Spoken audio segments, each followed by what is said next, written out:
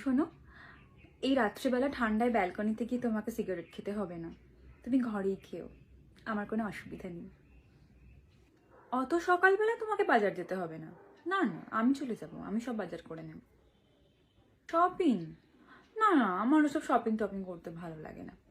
তার থেকে বরং এক কাজ করব, আজ সন্ধ্যেবেলা ইন্ডিয়া নিউজিল্যান্ডের খেলা আছে, দুজনে মিলে দেখবো। হ্যাঁ, এই উইকেন্ডে?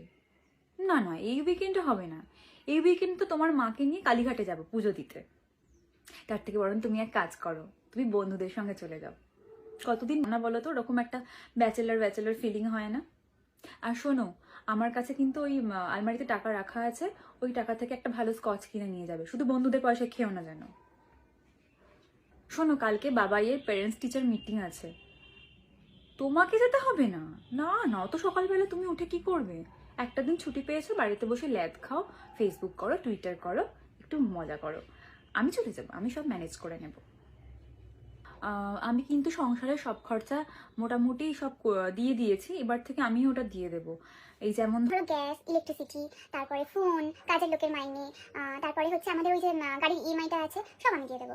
তোমাকে ওগুলো তোমার স্যালারি থেকে খরচা করতে হবে না, তোমার স্যালারিটা তুমি রেখে দাও। হ্যাঁ, আমরা যখন একসঙ্গে বেড়াতে যাব তখন খরচা করবে।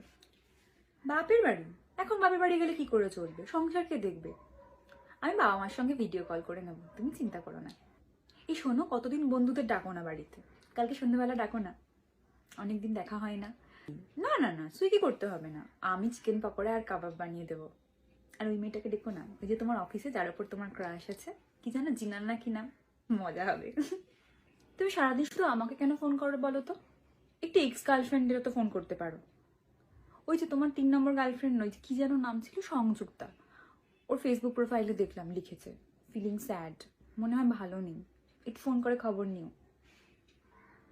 অফিসে যদি খুব স্ট্রেসড লাগে তাহলে মাঝে মাঝে 2-1টা সিগারেট খেয়ে নিও, মাথাটা হালকা হয়ে যাবে।